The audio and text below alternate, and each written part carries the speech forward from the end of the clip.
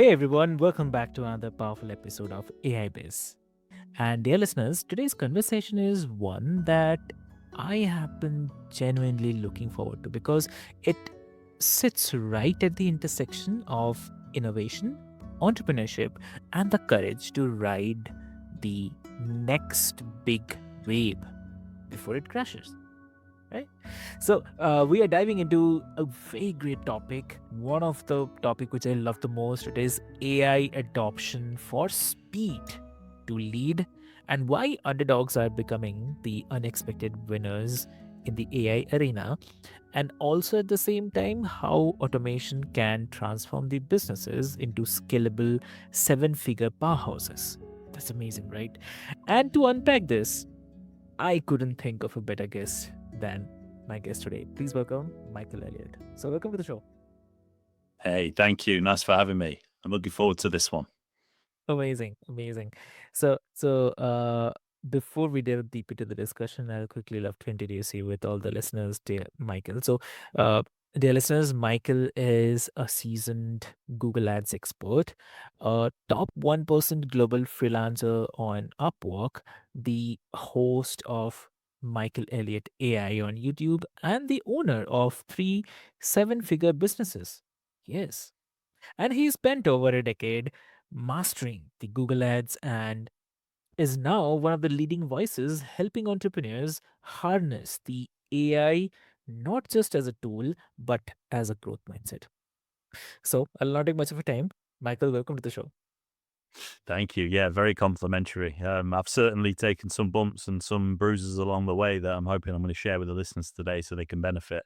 But growing those three businesses has not been easy, but AI has significantly impacted how streamlined they've become. So Exactly. Definitely, definitely. I totally believe that people are gonna resonate with your perspectives. So uh So, Michael, like you often talk about the speed to lead in the AI adoption race. So, for those who are very new to this concept, what does speed to lead mean in this context? If you can share, like, and also why does it matter more today than ever? So the way that I would start this discussion in regards to AI speed to lead is how quickly a business responds to its inquiries. So it doesn't matter whether you sit on the side of owning a business or whether you sit on the side of maybe somebody who's trying to sell AI services, for example. Speed to lead is critical because if you receive a business, let's say you're a plumber, you receive an inquiry, that inquiry comes through the website or makes a call and you miss the phone, you need to engage with that lead as fast as possible because Mm, you are not going to be the only business that inquiry has gone to. mm, And AI has allowed us to be able to implement speed to lead structures into businesses via SMS for is a fantastic example of where you can have a form on the side that has a number, and as soon as that mm, form is submitted, they have an SMS two-way backwards and forwards conversation with an AI member of staff effectively that can pre-qualify the inquiry, find out the exact specifics, and take the pressure off of the sales team. mm, So alongside that's what speed to lead is. And the reason why it's so important is because not only does it improve conversion rates of the inquiries that you receive. I actually did a YouTube video the other day on this where I live on screen I submitted two form inquiries, one from a business that I own and one from a competitor, and it took the competitor 72 hours to message me, and whereas ours was instant. Now, if you think about the percentage chance of you the which business the inquiry is going to choose out of those two, mm, well, they've probably already closed the deal with the one that immediately responded to them when they were ready at that moment in time. yeah. The second half of speed to lead dives more into AI as the big shiny object because speed to lead is not an issue that AI can just resolve that has never existed before. If you had a speed to lead problem, let's say 30 years ago, you were an accountant and you had, you know, you were growing, the brand was growing, obviously less traditional, more traditional, less digital back then, but that you're growing, you're getting a reputation. Well, what did you do? You hired more sales reps, business mm, development managers. You hired more people in positions that could handle more inquiries. But what the adoption has done for speed to lead, because so the speed to lead issue isn't new, but what AI is allowing us to do is to be able to use automation to avoid you having to hire those X amount of staff members. And I actually implemented this AI automation into a conveyancer, one of the biggest conveyancers in the UK, and they ended up reducing their sales department by 18%, which was quite large anyway. yeah. So it's not, I'm not saying about losing people's jobs or anything like that. That's not what I'm saying. What I'm saying is about streamlining a business's efficiency.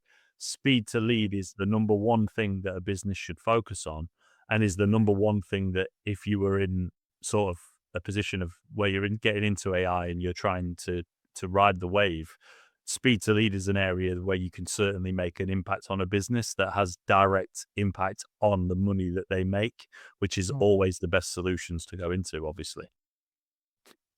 exactly. And like, but does moving too fast come with the risk of missing the ethical, legal, or even the brand implications of AI adoption? So when it comes down to my belief is that Mhm. in 3 years' time from now, 2 or 3 years' time, the whole world is going to have changed, and everybody's going to be expecting to integrate with AI. Like Yeah. it's almost like when they inquire, they're going to expect to speak to a AI Mm, receptionist, for example. Like it's yeah. going to become normal to people. Now, in terms of in terms of the ethical elements to it and the Yeah. human elements to it, now Mm, the AI is never going to be 100% correct ever. correct. Whether it's now or whether it's in 20 years, it will never be because it's not human. It can make mistakes, but the trade-off of getting it right 98% of the time versus what the overheads would be, um, if you were to employ the 15 members of staff that you would need to be able to cover that workload, that Mm, is, that's where the balance comes in. Now, deployment of AI comes with a responsibility to make sure that you are abiding by the rules, not letting it hallucinate and say things that it shouldn't, that's inappropriate mm, or whatever. There are definitely concerns around that, mm, 100%. But I don't think that people have any choice but to embrace AI because it's coming and there's nothing that anyone's going to do about it. Like yeah. it's on its way here. Mm, mm, got it. Definitely. So, like, I mean that really fascinating because what you have mentioned right now, the speed doesn't mean reckless, and it means smart, agile, and the intentional adoption. And yeah, definitely. It's not rushing. The AI speed to lead systems like the SMS, for Mhm. example, they actually provide more convenience to the inquiry. That's just one example. There are many, but speed to lead's a big thing. And like I've seen my own conversion rates increase drastically since doing it. But they the agents that I deploy are so well versed, plugged into a knowledge base about me, the company, what we say, what we don't say, Mhm. what happens if somebody mentions something like that's I don't know, if there's a swear word or something like that to end the conversation. These sorts of things, you can plan all of that out during the process of the deployment of the AI agent to make sure that it speaks as if it was your company. And that's where the the sort of 1% are separated from the 99%, the ability to be able to do that properly, because that's not easy to do. There is a danger that if people this is the issue with business owners at the moment. It's sort of split down the middle. 50% of business owners are embracing AI as fast as possible, and maybe they are rushing a little bit too much to deploy AI. The other 50% are like sort of lacking the embracement of AI and looking at it as more like, robots can't do this and AI can't do that. But the power, like there's a tool called Delphi AI. It's quite Yeah. expensive at $350 a month, but I've actually cloned myself. And now people in my team speak to my Delphi to pull my schedule, my thoughts on what's happening for specific clients, different Yeah. opinions around different topics. Mm. The way that you can implement AI is Mm. very far and wide, but it's from a business point of view and the adoption, take speed to lead out of it, automating everything like responses to emails or responses to Slack messages or on the whole onboarding systems. If you onboard with my company now, Good. there's a type form that gets filled in and everything is sent off. Slack channels, Slack invites, creation of ClickUp tasks, automatically ticked off, deployed, getting ready for registration, welcome emails sent. That used to take probably like 3 to 5 hours to do for a member of staff, but it's now done immediately. So there are areas where AI should be used and areas where AI shouldn't be used. For example, voice right now is not quite there. Um, but there are some pretty powerful tools on the horizon, like Anim, which is going to be the future of the like meetings, where you can attend a meeting without being there. It's quite scary, really. Okay. Got it. Got it. So, and also, like, some people might argue that the big corporations still have more capital, talent, and data. So, what's your counter to that? They have what more technical talent. Mm. And so more, when it comes down to technical talent, the thing is Yeah. that like coding, for example, like where like Right. senior engineers are basically depleted now. Like even already as it stands, inside of major corporations, I personally know an engineer who's inside of one of the biggest internet Yeah. providers in the UK, and every single one, the phrase is vibe coding, like vibe coding, you can go create an app. But using AI, you can master like JavaScript, for example. The AI masters JavaScript because it has everything, every single piece of JavaScript ever written inside of its knowledge Mm. base. So it can produce it for you at scale. So Yeah. again, about no, it's not about being scared that AI is gonna replace everybody. It's learning to become the architect of how to leverage AI properly. And True. if you were like, for example, a web developer or sorry, a software an engineer, senior engineer Yeah. at this company, like the human element still has to exist, but you can speed up your efficiency by 80% by having AI do the 80% of the work, and the 20% that needs polishing from your experience. That's where it comes in. Um, Data wise, the data should be used carefully, and obviously, the sharing of data is a big thing that is important. But the more data a company has, the better it can leverage AI because it can use AI to understand. Like it, we mentioned speed to lead, but one of the other areas of focus is Mm. like churn risk detection. So if inside of a business you are seeing like, I don't know, your average time for sign up is like 6.5 months for when they Mm. churn, when they'll leave. Well, if you know that and you have all this data on like number of meetings booked, number of tickets implemented, number of emails sent to support, and you have these, you can aggregate them all together using AI, find out the key points that indicate that someone is going to churn and Mm. get to that individual before it gets to the point that they actually do churn from the business, increasing revenue again. So, yeah, um, don't think for one second I'm saying robots are Mm. coming to take over the whole world. Um, Yeah. but I do think that people have to understand that whatever industry you are in, unless it's something physical like leisure, like holiday homes, which is one of my Mm. businesses that's 7 figures, like holiday homes, you do have to you have to embrace it. Don't be scared of it. Look at it as a tool that makes your life easier, not as something that's going to take over you, because it isn't. Mm.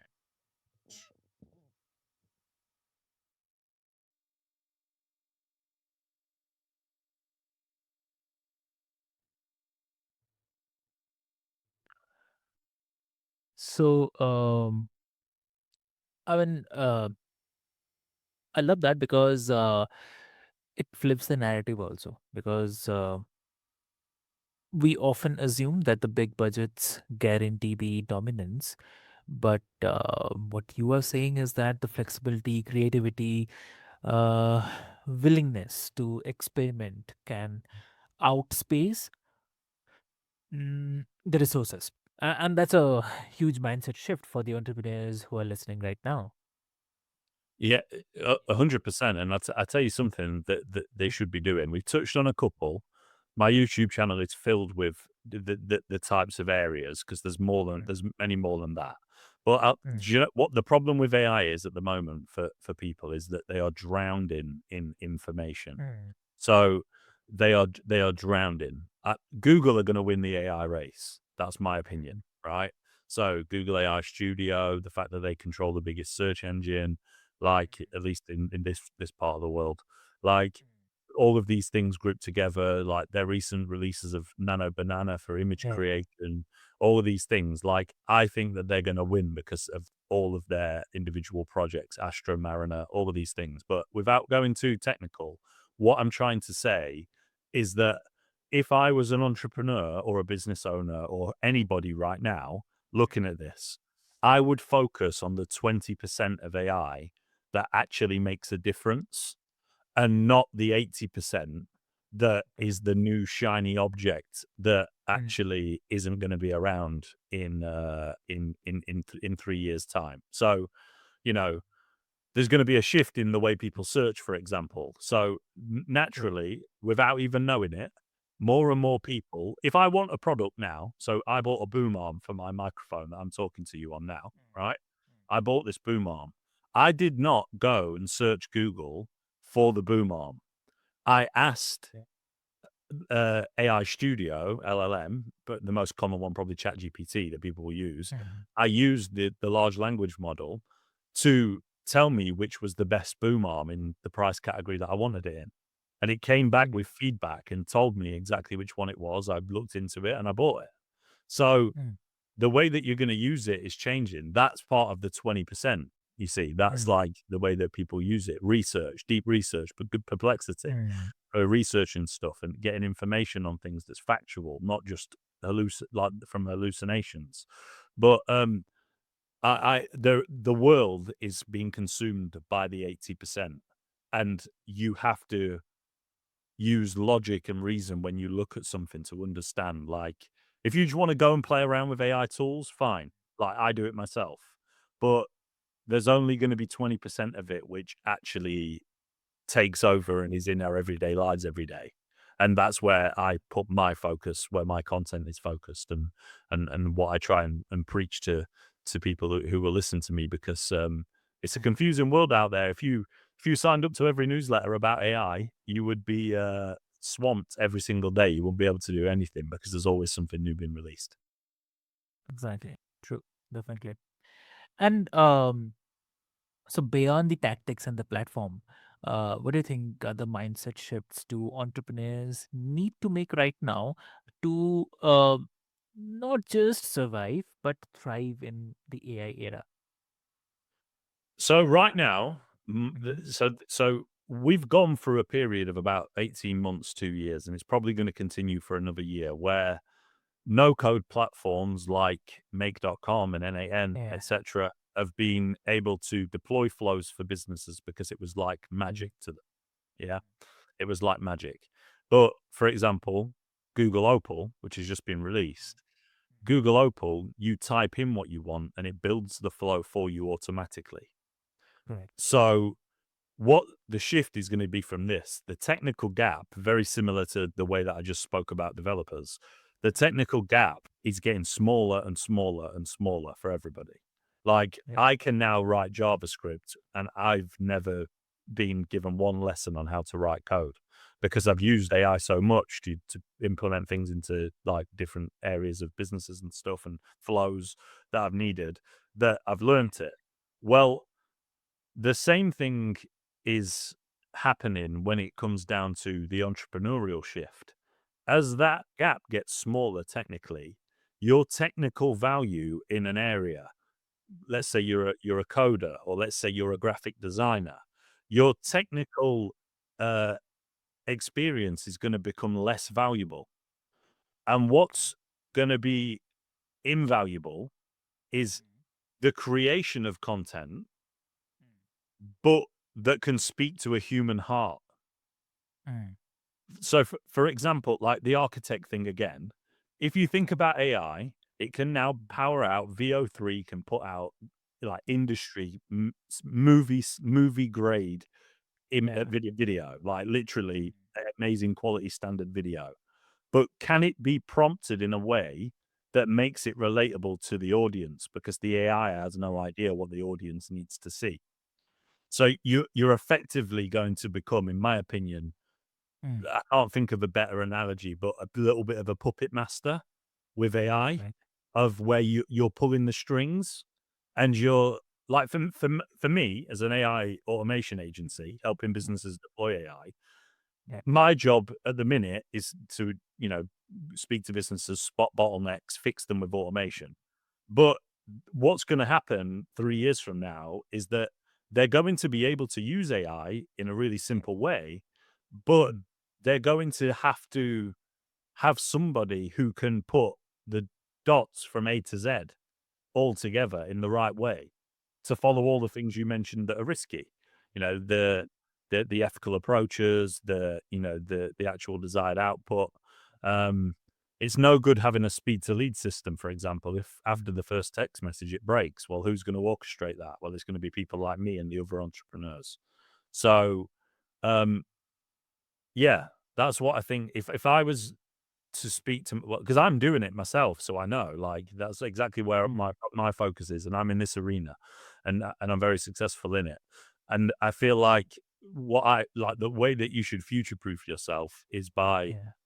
learning to look at businesses bottlenecks and understand what businesses actually struggle with, Yeah. in whatever niche you're in, or in general, and then whatever your craft is, in this case is AI.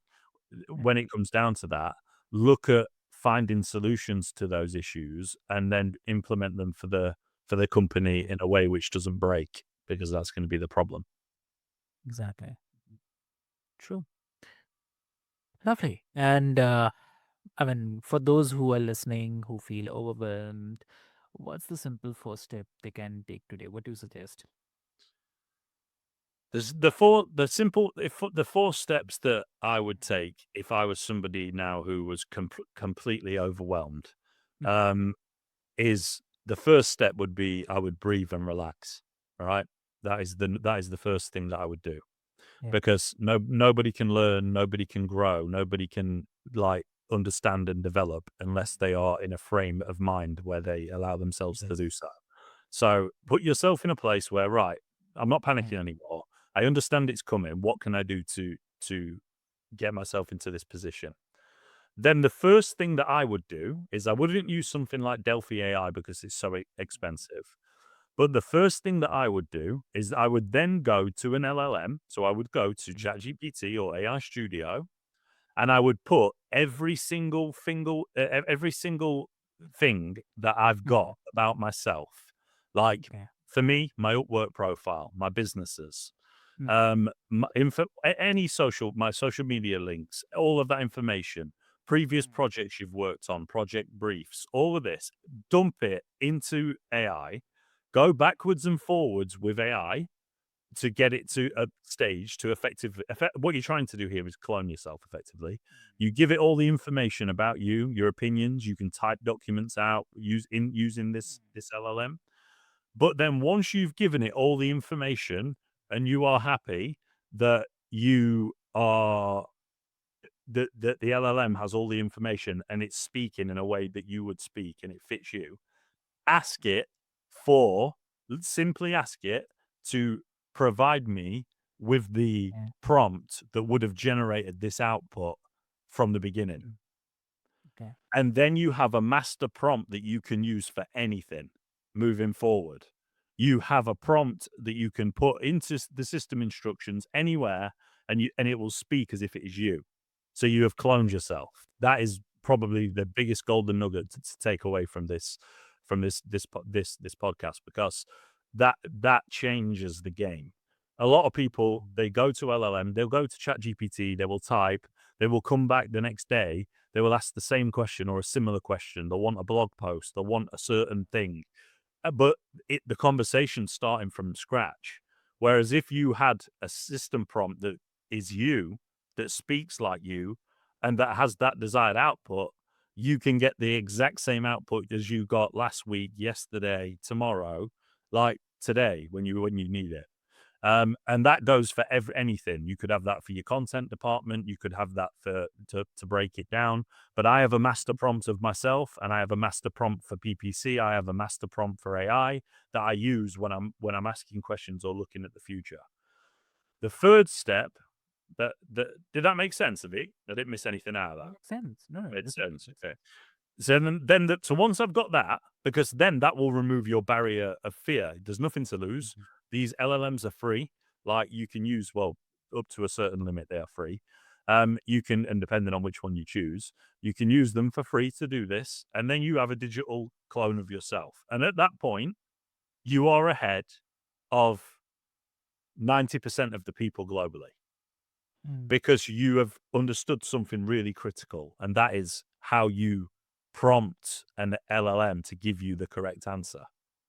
Like, you're going to have a long backwards and forwards trying to get it to clone yourself. It's not going to be easy.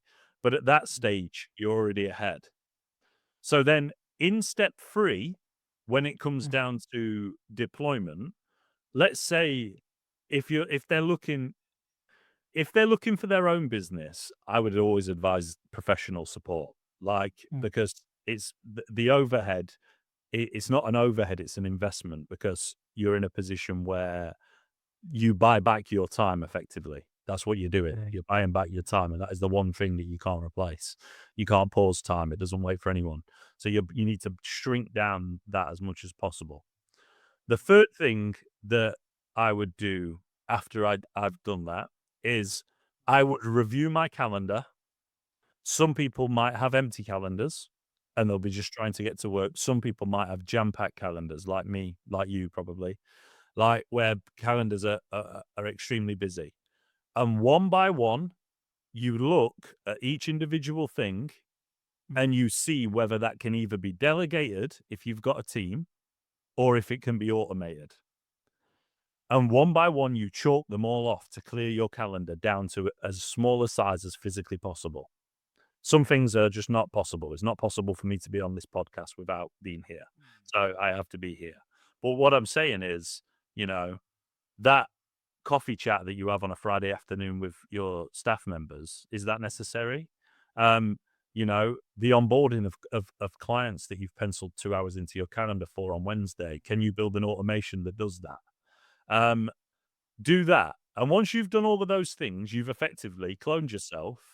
You've relaxed, you've breathed, mm, you've then cloned yourself, which puts you above 90% of the people, and then you've audited your own calendar and your own behaviors. And then the final step is to put 80% of your energy, which is what will hopefully be left from the calendar. There'll be 20% left mm, in the calendar. Focus 80% of your energy on developing your skill set in whatever area of AI or the arena that you're in, that you want to proceed in. That could be anything from self improvement. That could be reading. But if I was to be like in my position, like on step 4, it would be applying for Upwork jobs. It would be speaking to potential businesses, referrals that I've received. It would be cold email outreach outbound to generate inquiries and grow business. Because ultimately, if you don't have a sales pipeline, regardless of whether you're an individual freelancer or a blue chip company, you haven't got a business. So that's where everybody should focus. that those would be my 4 steps of a basic level that everyone can relate to.